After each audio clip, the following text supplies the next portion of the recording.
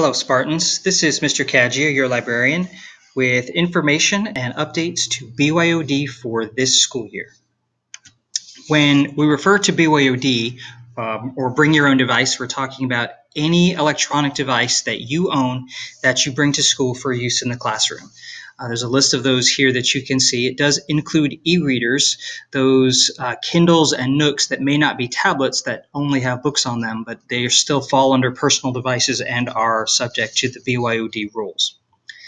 Some of the rules that we're going to share are Wake County district rules, and the people who are responsible for BYOD at the district level and the Wake BYOD network have these rules that all schools must follow. So we don't have any choice in these rules, but we're going to share them with you because you are held responsible to these as well as school procedures. The first Wake County rule for BYOD is no sharing. Any device that you bring to school to be used in class may only be used by you.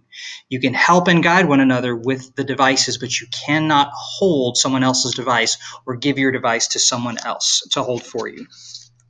This is something we see a lot around the building. It's very easy to do, to hand someone your device or to take it from them, but you don't want to be in a position where someone breaks or damages your device while they have it. At the same time, you don't want to be holding someone else's device when something bad happens. You don't want to be responsible for it in case something bad happens. It's best if everyone hangs onto their own device at all times. You will be given permission to use devices in class from your teachers at certain times, but you can only use the devices as directed by the teacher for a very specific assignment or task. You will not be allowed to play games on your devices when you feel like doing it. You also will not be given free time in class to do whatever you want to do on your device. It is against Wake County rules for teachers to give you free time that you're going to use on your device, so don't expect to have any of that time in class. It's best if you get in the habit of putting your device in Do Not Disturb mode or temporarily turning off notifications for those apps and games that you constantly get interrupted with throughout the school day. Your teachers will also be checking up on you to make sure that you are doing what you're supposed to be doing on your device, and you will be redirected if you are not. The next Wake County rule is that you must be connected to the school Wi-Fi. You cannot be on your personal or family's data plan. This is the Wake County rule, and there are no exceptions.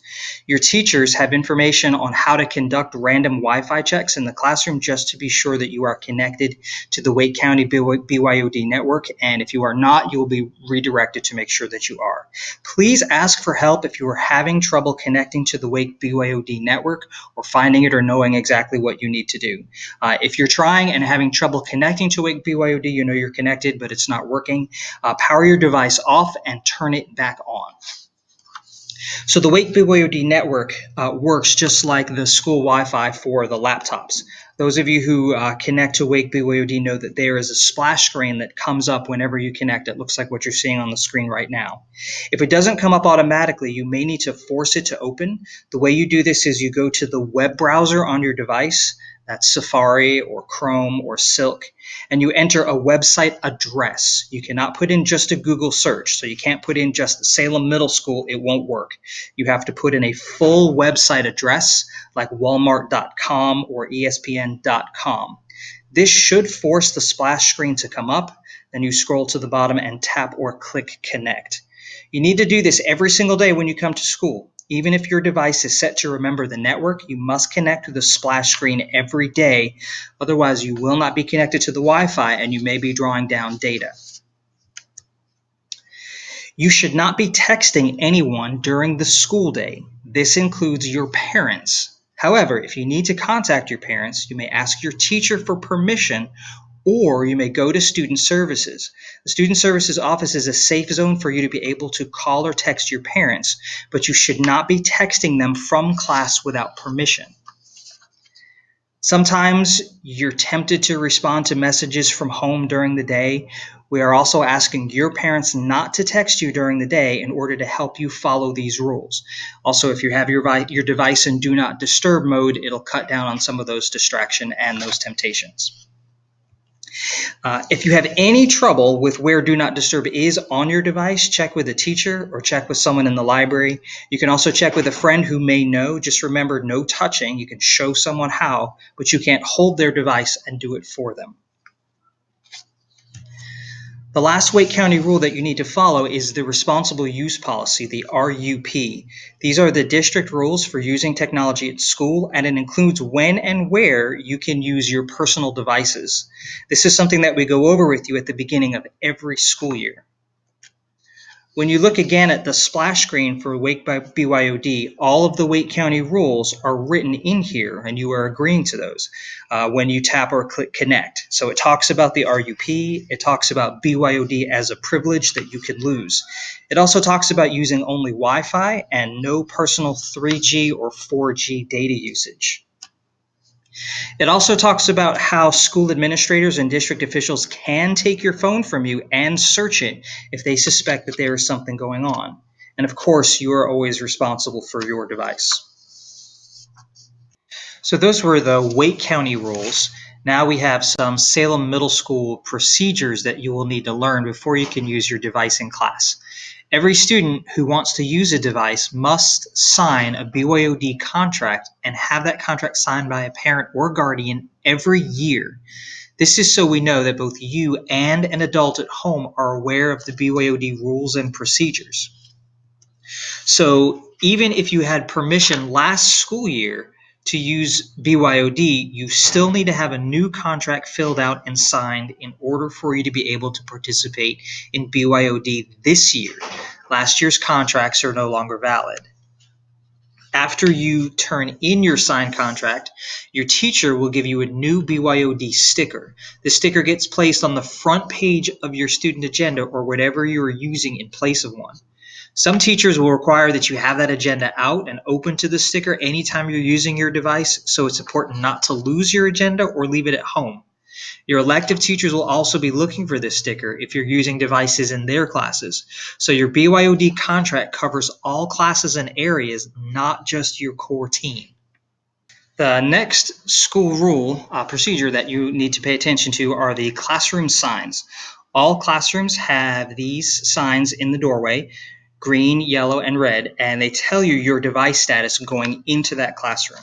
Please use the signs. Don't go into class if the sign is on red and ask the teacher if you're using your devices. These signs are communicating exactly what you need to do before you enter the room. If you're on red, the devices are turned off and put away. You won't be using them. If you're yellow or green, your device is turned on but docked on the desk, which means it is laid out on the desk with your other classroom materials. Your teachers will tell you if they prefer your devices to be face up or face down. On yellow, you will ask permission to use your device or be told when to use them. On green, you may use your devices as needed, but still only for purposes related to the classroom activity. We cannot stress this enough about BYOD green.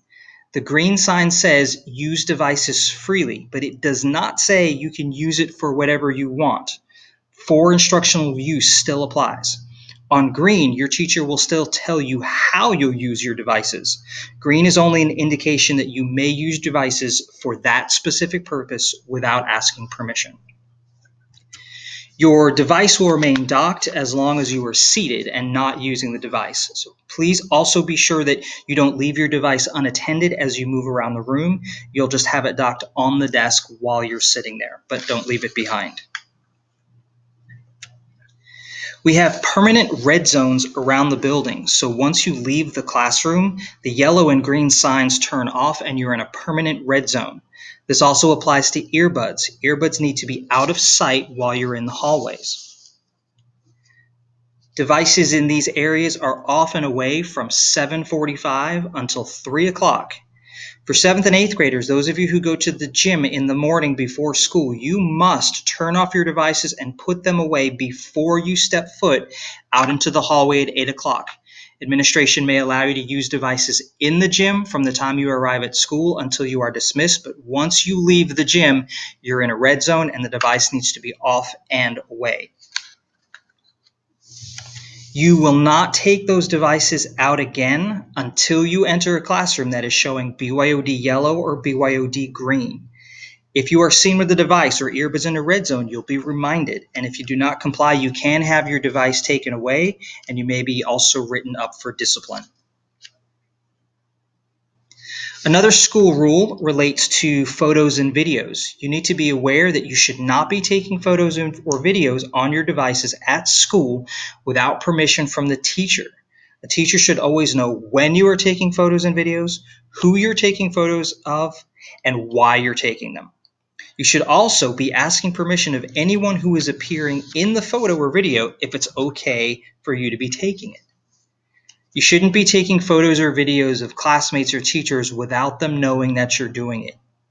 And if anyone asks you if they can take a photo or video of you, you really should be asking them why they need to do it and what they intend to do with it once they're done. You don't want any of those things to be posted in places where you have lost control of them. So really start having a conversation with each other about photos and videos that you take and where they end up. Tagging someone in a photo or video is not the same as asking permission. So make sure you're asking permission before those photos and videos are taken.